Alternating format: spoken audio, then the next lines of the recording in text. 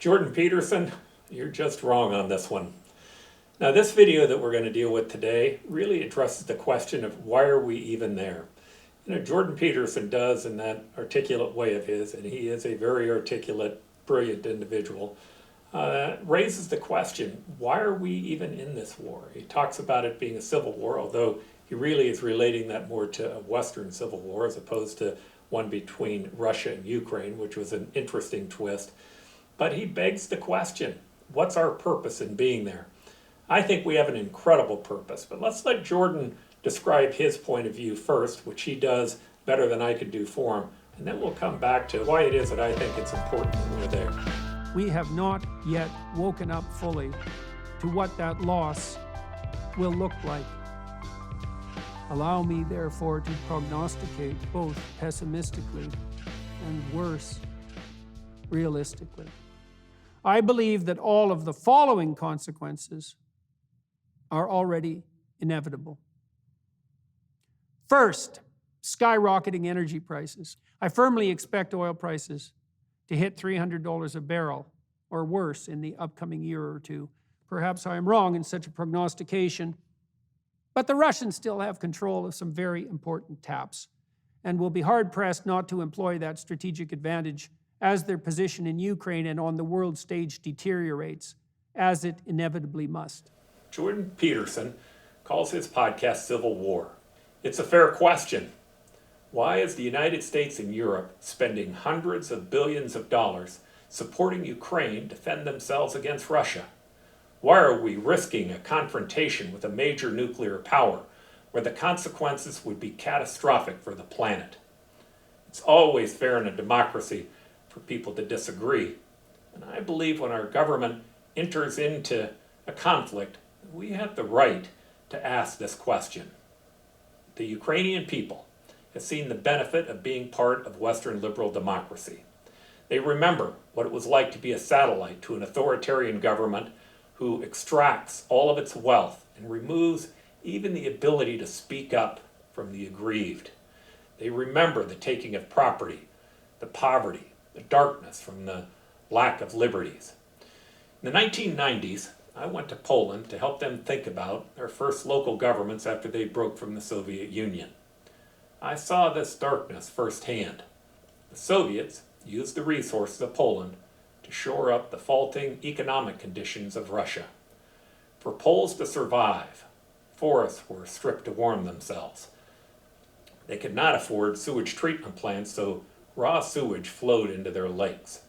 Their water treatment plants were subpar, so diseases were transmitted like cholera, diarrhea, dysentery, hepatitis A, typhoid, and polio. Cargo was still being pulled with horses. People were on the brink of starvation. It was like going into the Dark Ages. Ukraine suffered the same treatment under the Soviets. The reason that they fight so hard is because they've seen the stark difference between being under an authoritarian ruler and being part of Western liberal democracy and free markets.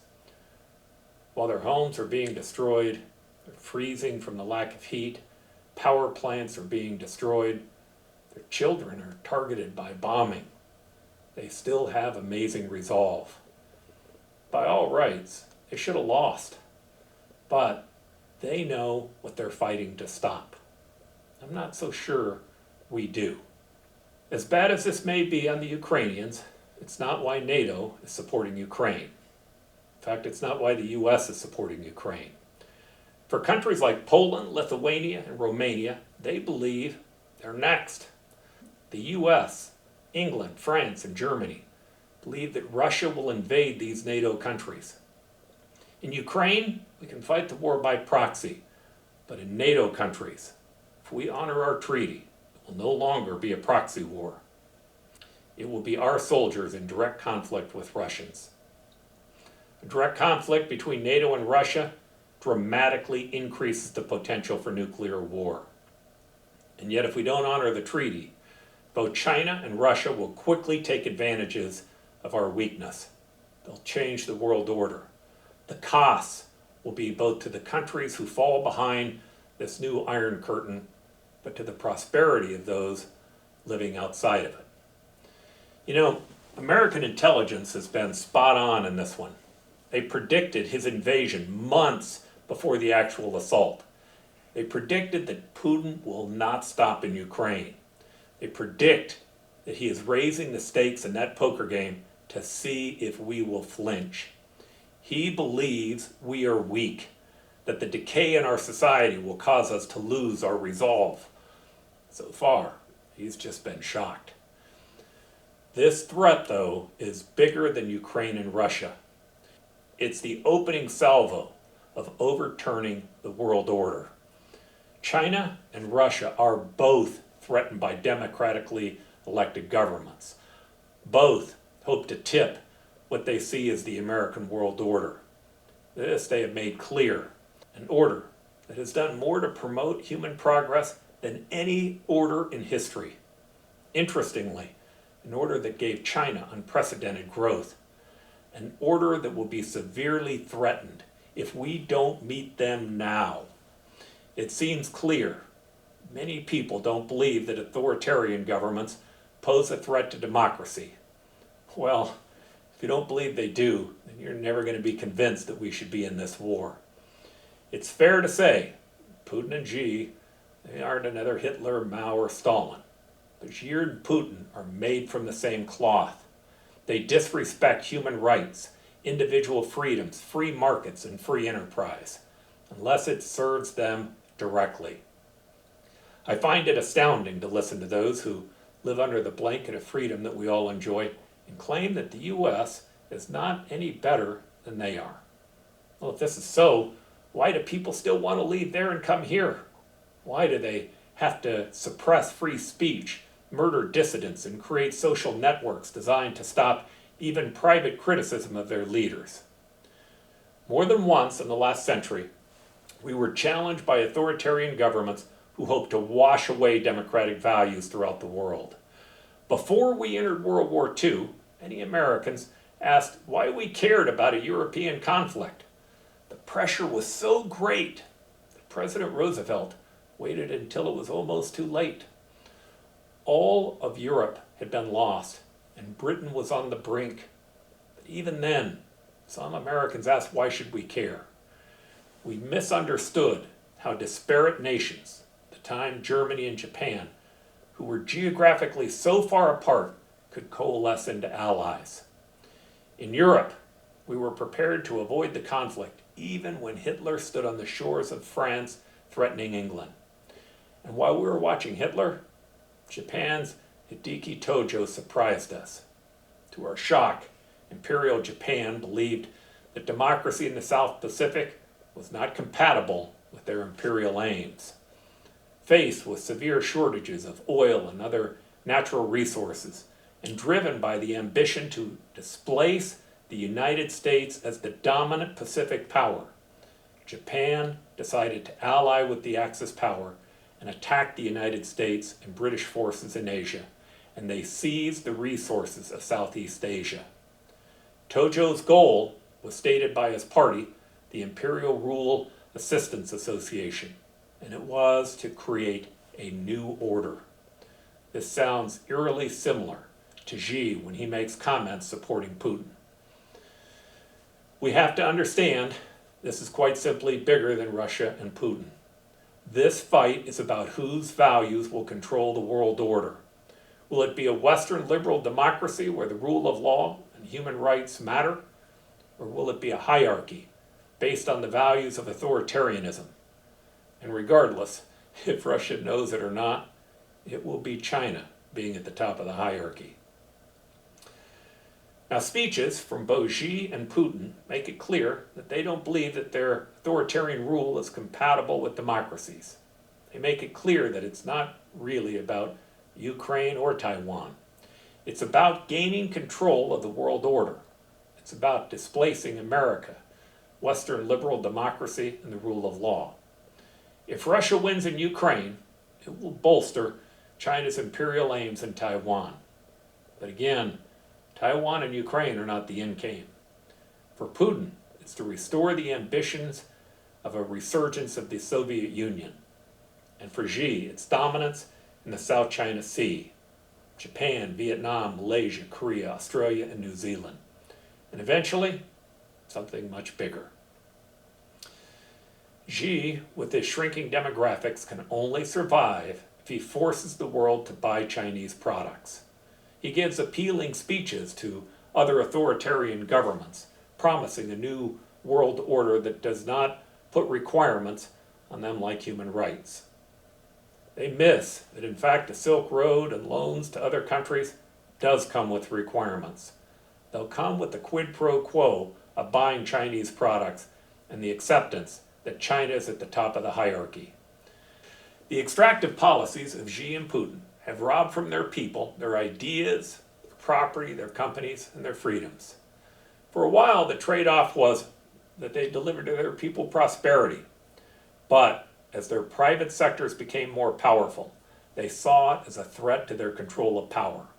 And as they clamped down on it, or stole from it through their oligarchs, their economies falter. And so they turn to a more imperialist role. To continue to secure prosperity at home and to keep themselves in power, they'll need to steal prosperity from others.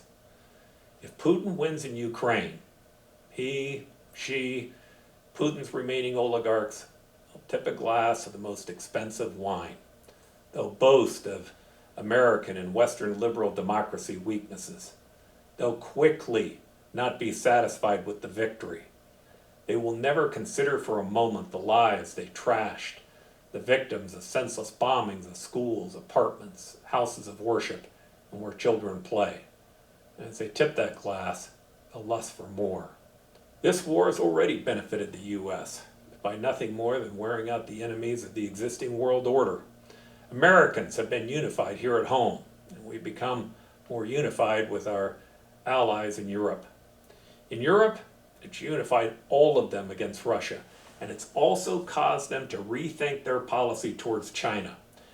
This war is costly to China because Europe is rethinking their China policy. They're watching China support Russia, even in the face of atrocities, and they're recognizing that China is not their friend. China has made it clear that they have a very different view of the world than we in Western liberal democracies have. Europe is seeing the benefit of an American order. Now, it's a fair argument that we've already received a better return on investment in this war than in our past investments. You know, our defense budget, we spend about $180 billion a year based literally on the risk of Russia. For somewhere near about $50 billion of stored supplies, we've dramatically harmed Russia's ability to be a threat. And we're also receiving benefit to our Asian front. You know, in many ways, Russia has already lost. Even if they win all of Ukraine, what they will have lost is much more costly than what they might gain. They've lost world respect. They've lost somewhere near 200,000 young men, billions of dollars. And if they gain all of Ukraine, all they will have won is 20 years of resistance from Ukrainians. They'll face the wrath of the parents whose babies and children they killed.